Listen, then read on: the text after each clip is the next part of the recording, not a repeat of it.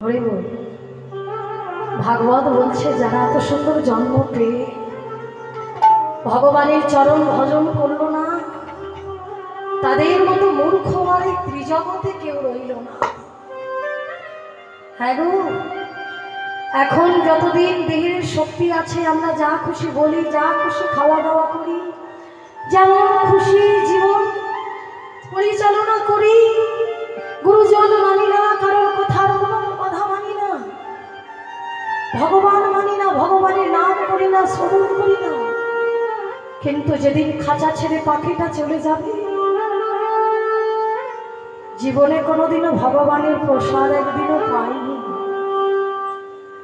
মরে যাওয়ার পরে অনেকে দেখবেন বেড়া গাছের নিচে বাবা যা খায় ভালোবাসে, কত মন্ডা মিঠাই মিষ্টি রাজভোগ সব রান্না করে দিয়ে আসে।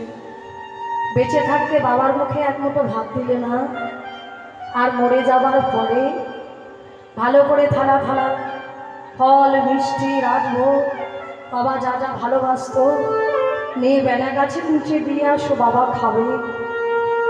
একজনের সাথে আমাকে বলেছিল শ্রাদ্ধ দেখতে, জানেন আমি গিয়েছিলাম, গিয়ে দেখি বাবা বিড়ি ভালোবাসতো বলে বিড়িটাও দিয়েছে। আমি ঠাকুরমশাইকে বলছি, ঠাকুরমশাই একটা কথা বলি, মানে মরে যাওয়ার পরেও যে মানুষ বিড়ি খায় এটা তো জানতাম না।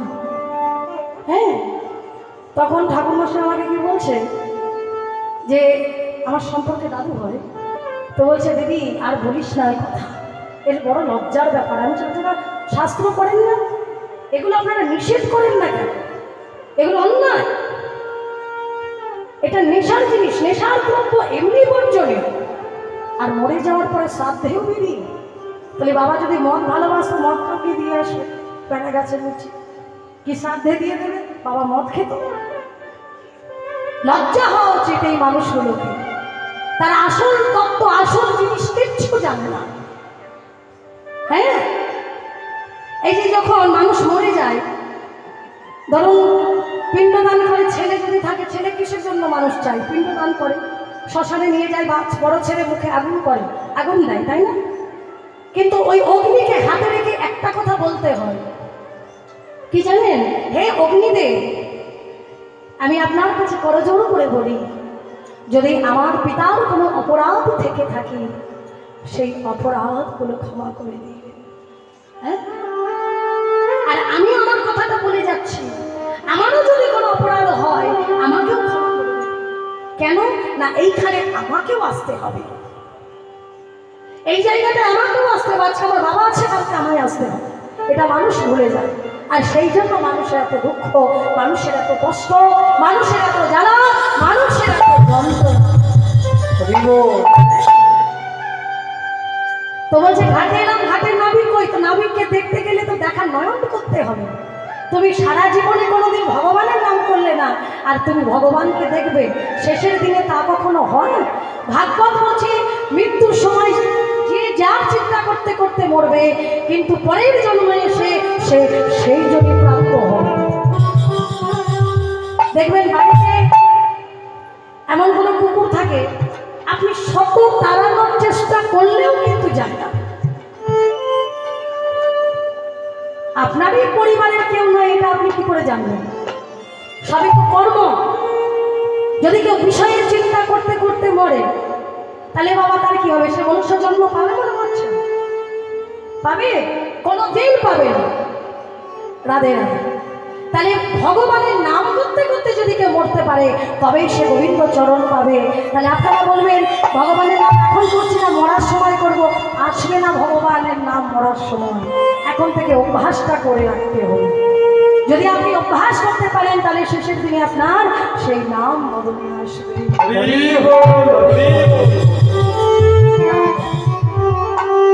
তাই রাধারানী চারিদিকে চেয়েছে, দেখলেন ওই তো, ও বড়িমা, ওই দেখো, ওই দেখো, ওই দেখো বড়িমা, ওই দেখো। আমার মনে হচ্ছে ওই এই ঘাটে নামবে। দেখো দেখো বড়িমা, বড়িমা,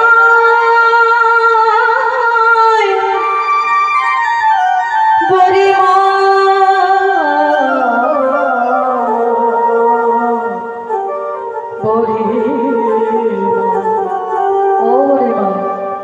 দেখো বহু দূরে একখানি তোরি দেখা যাবো হারাই বহু দূরে